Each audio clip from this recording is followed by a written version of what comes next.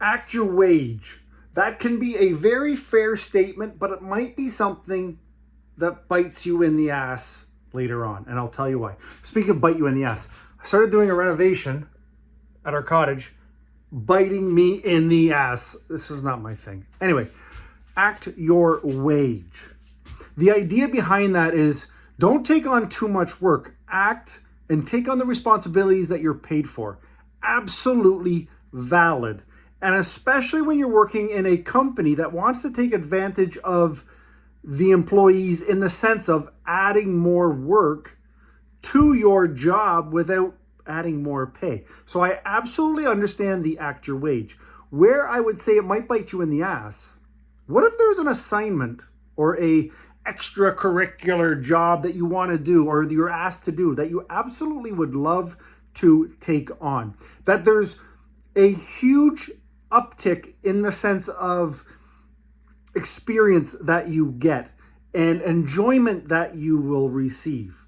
In that sense, do not stick to the act your wage. Take advantage of the opportunity. Case in point, I've been asked to help out and do some social YouTube stuff for other companies.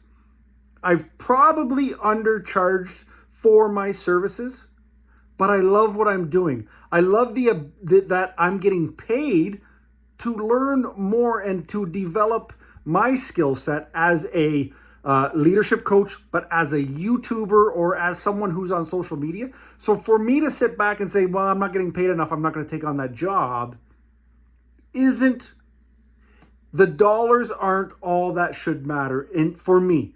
So I want you to understand that for yourself as well. What are the extras that you get? Do you get extra knowledge, extra experience at the expense of somebody else?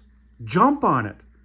If you think that your company is just taking advantage of you and they're really squeezing every dime or every hour out of you, then act your wage. I get it. I'm not here to say, we should be above that. No, companies need to pay for the value that they expect. At the same time, don't handcuff yourself to that attitude when there might be something more in store. You may be learning a new skill while getting underpaid a little bit, but you're able to add that to your resume. You're able to perhaps go for that next job posting because you've gained this knowledge, this skill set.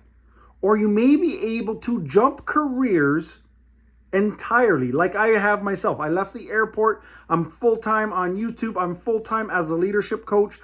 These are skills that I gained while being slightly underpaid somewhere else. So just keep it in mind. Again, I'm not against the act your wage. I get it.